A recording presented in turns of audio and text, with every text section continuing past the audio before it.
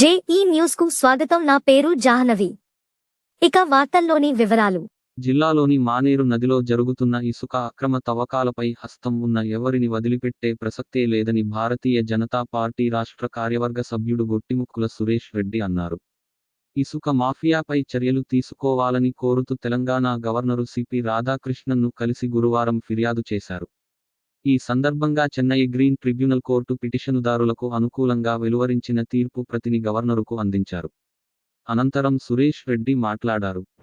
గౌరవనీయులైనటువంటి రాష్ట్ర గవర్నర్ గారిని పెద్దపల్లి జిల్లాకు సంబంధించి మానేరు అక్రమ ఇసుక తవ్వకాల గురించి ఎన్జిటి ఇచ్చినటువంటి తీర్పును అమలుపరచాలని చెప్పేసి గవర్నర్ గారిని కలిసి కోరడం జరిగింది.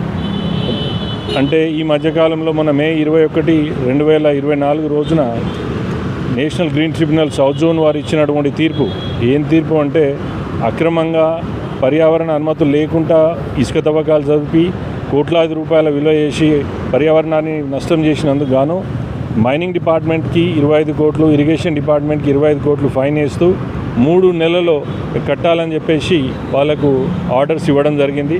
అదే ఆర్డర్స్ను తూచా చెప్పకుండా గవర్నమెంట్ ఫాలో కావాలని చెప్పేసి వచ్చి గవర్నర్ గారిని విన్నవించడం జరిగింది. ఇప్పుడే గవర్నర్ గారిని కలిసి ఆ ఎన్జిటి ఇచ్చినటువంటి ఆర్డర్స్ని వారికి ఎక్స్ప్లెయిన్ చేసి ఏ విధమైనటువంటి అక్రమంగా ఇసుకను తవ్విస్తున్నారు, అటువంటి రైతులకు కానీ సాగునీరు తాగునీరుకి ఏ విధంగా నష్టం జరుగుతుంది, ఆ రోడ్లు ఖరాబ్ అవుతున్నాయి, యాక్సిడెంట్లు అవుతున్నాయి, ప్రాణాలు పోతున్నాయి, ఈ అన్ని వివరించి ఆడ చెక్ డ్యామ్లు లేకున్నా కానీ చెక్ డ్యామ్లు ఉన్నట్లు రిపోర్ట్లు ఇచ్చి అన్ని తప్పుడు రిపోర్ట్లు ఇచ్చేసి డిస్ట్రిక్ట్ లెవెల్ శాండ్ కమిటీ అని చెప్పేసి ఒక కమిటీ ఫామ్ చేసి భూగర్భ జలాలు నీటి మట్టం అంటే తగ్గినా కానీ దాన్ని ఎక్కడో అన్ని దొంగ రిపోర్ట్లు ఇచ్చుకుంటూ అంతా ఈ ఇసుకను తవ్వకాలు చేయొచ్చు అని చెప్పేసి అక్రమంగా అన్ని విధాల పర్యావరణాన్ని నష్టం చేస్తూ విపరీతమైనటువంటి నష్టం చేసి దాదాపు 2,97,00,000 విలువ చేసేటువంటి క్యూబిక్ మెట్రిక్ ఇసుకను మన ప్రాంతం నుంచి ఈ తెలంగాణ ప్రాంతం నుంచి దాదాపు 265 క్వారీల ద్వారా ఇల్లీగల్గా తవ్వడం జరిగింది. మరీ అన్యాయం.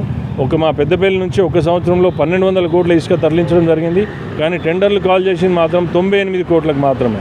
అంటే ఇదంతా ఎటుపోతున్నది అంటే అన్ని department, irrigation department, mining department, revenue department శాఖ వీళ్ళందరూ కుమ్ముక్కై ఆ కాంట్రాక్టర్లకు వత్తాసు పలుకుతుంది తప్పితే రైతుకు కానీ అక్కడ ప్రజలకు కానీ ప్రజానికి కానీ పట్టించుకోకుండా తీవ్రమైనటువంటి అన్యాయం చేసి ప్రాణాలు పోయినాయి. ఆ ప్రాంతానికి తీవ్ర నష్టం జరిగిందని మేము గవర్నర్ గారికి విన్నవించడం జరిగింది. వారు కూడా సానుకూలంగా స్పందించి ప్రిన్సిపల్ సెక్రటరీ గారిని పిలిచి దీన్ని తప్పకుండా చూసి దీన్ని ఏం నడుతున్నదో చూడాలని చెప్పేసి కూడా చెప్పడం జరిగింది. మేము ఇప్పుడు అవన్నీ చేస్తూ ఇక్కడ దానికి వచ్చింది. మేము డిస్ట్రిక్ట్ లెవెల్, తర్వాత state level, even principal secretary, ministry of environment, forest, climate control, New Delhi వారికి కూడా మేము విన్నవించడం జరిగింది. ఇవన్నీ జరిగినాకనే నేషనల్ గ్రీన్ ట్రిబ్యునల్ తీర్పు ఇవ్వడం జరిగింది. ఆ తీర్పులో కూడా వాళ్ళను తప్పుపడుతూ 25 కోట్లు, 50 కోట్ల పెనాల్టీ కూడా ఇవ్వడం జరిగింది. మే 21, 2024 సానుకూలంగా స్పందించి ప్రిన్సిపల్ సెక్రటరీ గారిని పిలిపించి ఆ ఇరిగేషన్ డిపార్ట్మెంట్, మైనింగ్ డిపార్ట్మెంట్ అందరితో కూర్చొని మాట్లాడి ఏం జరుగుతుందో దీనికి ఆర్డర్స్ మాత్రం తప్పకుండా పాటించాలని చెప్పడం జరిగింది.